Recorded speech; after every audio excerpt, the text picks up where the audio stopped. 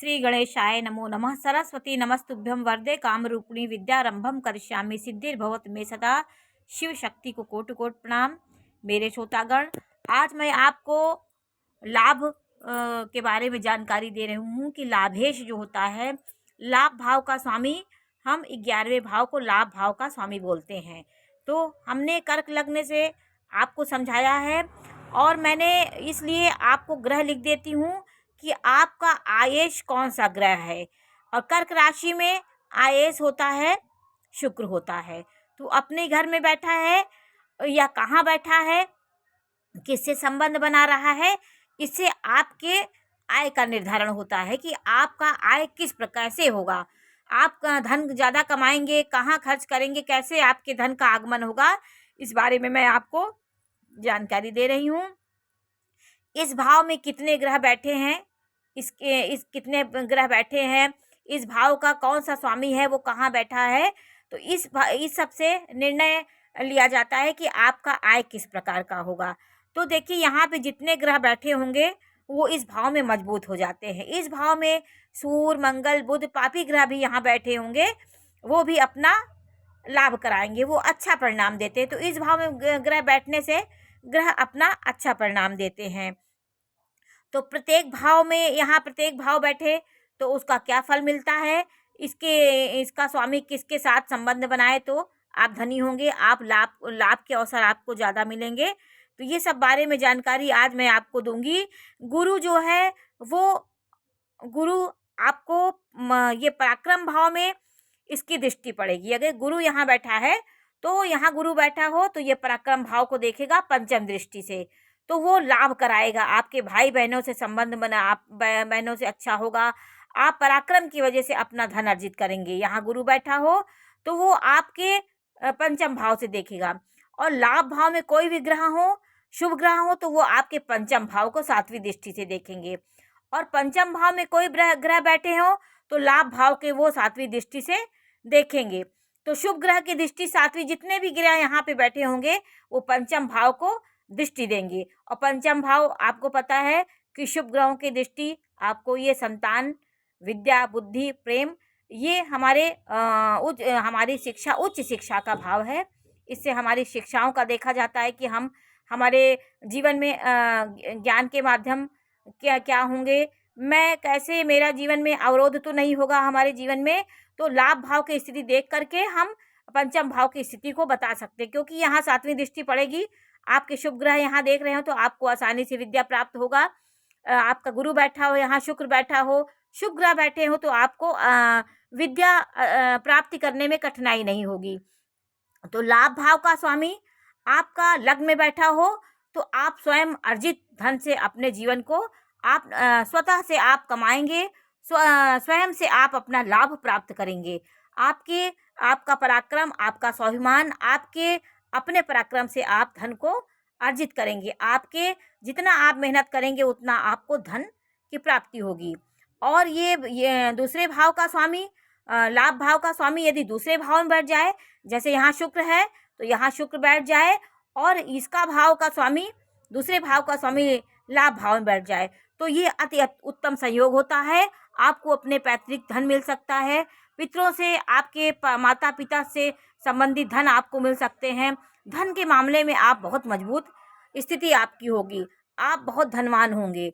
तो दूसरे और लाभ का स्वामी आपस में एक दूसरे के राशि में हो जाए या एक दूसरे के घर में हो जाए। जैसे यहाँ शुक्र है तो दूसरे में शुक्र हो जाए, यहाँ सूर्य है तो यहाँ सूर्य हो जाए, तो ये जो युति होती है बहुत अच्छी हो। या आपका शुक्र और सूर्य कहीं एक जगह मिल जाए, जैसे इसका स्वामी शुक्र है और इसका स्वामी सूर्य है, ये दोनों केंद्र में बैठ जाएं और उसमें बृहस्पति की दृष्टि पड़ जाए, तो ये महाधनी योग बता देता है, आप बहुत महाधनी होंगे।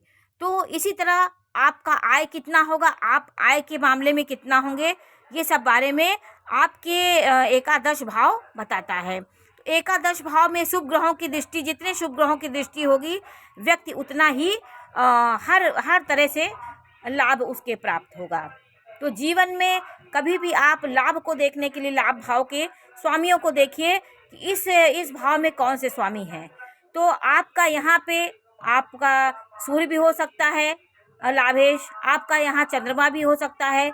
मैंने ये हर ग्रहों के बारे में आपको मैं राशि इसलिए लिख देती हूँ कि आपको समझ में आए कि बुध की कौन से स्वामी हैं और सातवें का कौन सा स्वामी है, इस बारे में जानकारी आपको हो जाती है। इसलिए मैंने ग्रह लिख करके आपको बताती हूँ।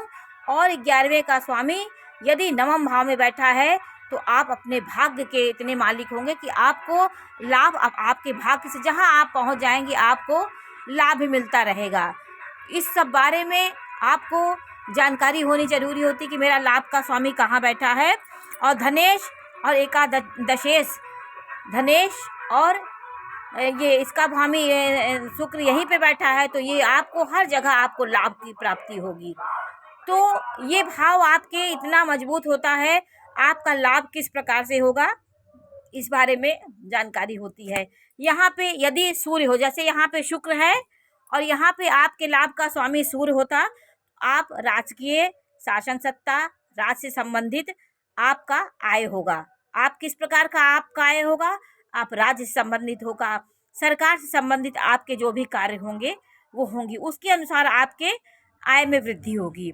और यदि आपका यहाँ पे मंगल है तो आप साहस, पराक्रम, सेना और डिफेंस के जो काम होते उसमें आप रह के आपका लाभ प्राप्त होगा।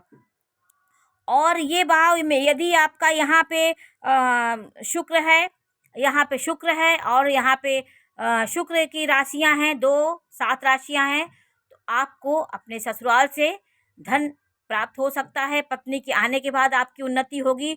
शुभ ग्रह है तो आपको यही दिखाता है कि आपको स्त्री पक्ष से आपको बहुत लाभ मिलेगा, तो स्त्री आपके लिए शुभ होगी। आपका पंचम भाव को शुभ ग्रह देखेगा तो आपको माता की तरफ से, माता आपके कैरियर को आगे बढ़ाने में सहयोग देगी। कोई ना कोई लेडीज़ होगी जो आपके जीवन में उसका बहुत हाथ होगा।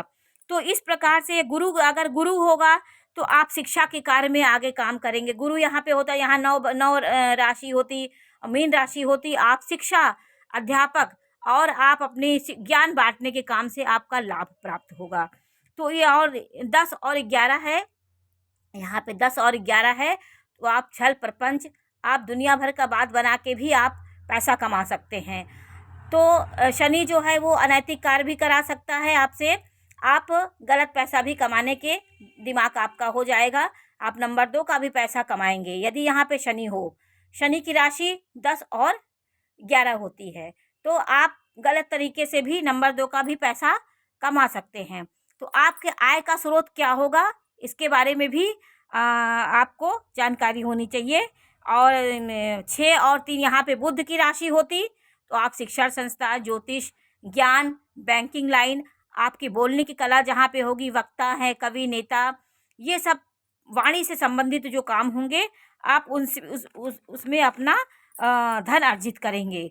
और लाभ भाव के स्वामी की दृष्टि पंचम भाव में पड़ेगी तो आपका ये पक्ष भी मजबूत होगा।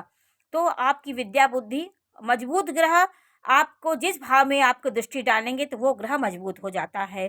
तो लाभ भाव के दोनों तरफ यदि लाभ भाव है, यहाँ लाभ भाव है, ये जैसे यहाँ शुक्र बैठा है तो आपके 12वें भाव में और 10वें भाव में यदि पापी ग्रहों की स्थिति होगी, आप धन के मामले में आप बहुत मेहनत करेंगे। धन कितना मेहनत करेंगे, धन आते आते आपका रुक जाएगा, आपको धन मिलने में बहुत परेशानी होती है। आप इतना मेहनत करते हैं फिर धन आने में आपको दिक्कत होगी। जब आपके लाभ भाव के दोनों तरफ पापी ग्रह होंगे तो आपको ये परिणाम मिलेगा। इसलिए ये सब देख करके भी आपका बहुत अच्छा है ये, लेकिन आपके दोनों तरफ पापी ग्रह की उपस्थिति है तो आप ये सोच रहे हैं कि मेरा बहुत अच्छा लाभेश है, लेकिन आप पापी ग्रह के अगल बगल हैं तो आपको धन मिलने में बहुत कठिनाई होती है। मेहनत करेंगे फिर धन आप आते आते आपका धन रुक जाएगा। तो ये सब बातों की जानकारी आपको होना बहुत ज़रूरी होता है। चंद्रमा यदि बैठता है, यदि यहाँ चंद्रमा बैठ जाए या चंद्रमा की दृष्टि पड़े या चंद्रमा का यहाँ 4 नंबर होता तो आपका कभी धन ज़्यादा हो जाएगा, कभी धन कम होगा। आप एक बराबर आपका धन कभी इनकम नहीं होगी। कभी आप सोचेंगे अरे हमारे पास पैसा नहीं है, फिर एकाएक आपको धन मिल जाएगा, कभी बिल्कुल नहीं मिलेगा।